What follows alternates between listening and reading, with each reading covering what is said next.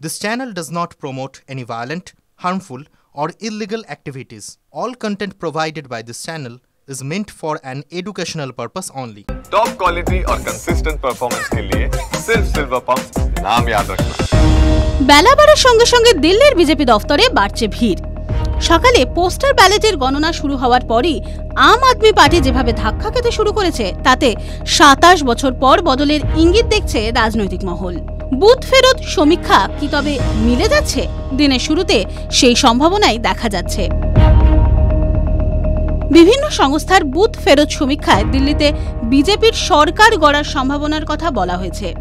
শনিবার সকাল ৮টায় শুরু হয় ভোট গণনা।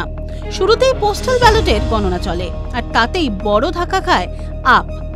প্রায় ২ ঘন্টা গণনার পর ৪০টিরও বেশি আসনে এগিয়ে গিয়েছে বিজেপি। আপ এগিয়ে রয়েছে মাত্র ২৮টি আসনে। গণনা শেষ হওয়ার এখনো অনেক বাকি, তবে রাজনৈতিক বিশ্লেষকরা মনে করছেন সকালের ট্রেন্ডই বজায় থাকবে। আপের একাধিক বড় মুখও পিছিয়ে গিয়েছে। নয়াদিল্লির আসনে পিছিয়ে রয়েছেন খোদ আপ সুপ্রিমো অরবিন্দ কেজরিওয়াল। কালাকাজি আসনে পিছিয়ে রয়েছেন দিল্লির বিদায়ী মুখ্যমন্ত্রী আতিশি। পিছিয়ে রয়েছেন প্রাক্তন উপমুখ্যমন্ত্রী মনীষ সিসোদিয়াও। ২০১৩ সালের ২৮শে ডিসেম্বর প্রথম ক্ষমতায় আসে আম আদমি পার্টি। মুখ্যমন্ত্রী হন কেজরিওয়াল। দিল্লির সাধারণ মানুষ তথা পিছিয়ে পড়া শ্রেণীর জন্য একাধিক কাজ করেছে আপ। শিক্ষা ও স্বাস্থ্য ক্ষেত্রে আমূল পরিবর্তন এনেছে। তবে সাম্প্রতিককালে আপের একাধিক প্রকল্প ধাক্কা খেয়েছে। বিভিন্ন প্রস্তাব পাশ হওয়ার পর কার্যকর করার ক্ষেত্রে হস্তক্ষেপ করেছে দিল্লির লেফটেন্যান্ট গভর্নর। বিশ্লেষকদের একাংশ মনে করছে সেই সুযোগেই ব্যাপক প্রচার চালিয়েছে বিজেপি। এছাড়াও সামনে ছিল দুর্নীতি ইস্যু। আবগারি মামলায় জেল খেটেছেন কেজরিওয়াল, সিসোদিয়া। তবে দিল্লিবাসী কাকে সরকারে দেখতে চায় তা স্পষ্ট হতে আরও কিছুটা সময় লাগবে। TV9 Bangla digital.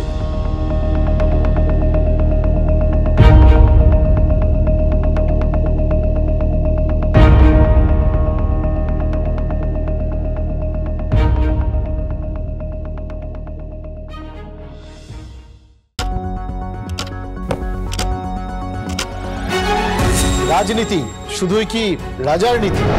রাজা উজিরের চোখে নয়, আপনার আমার চোখে সমাজের ছবি।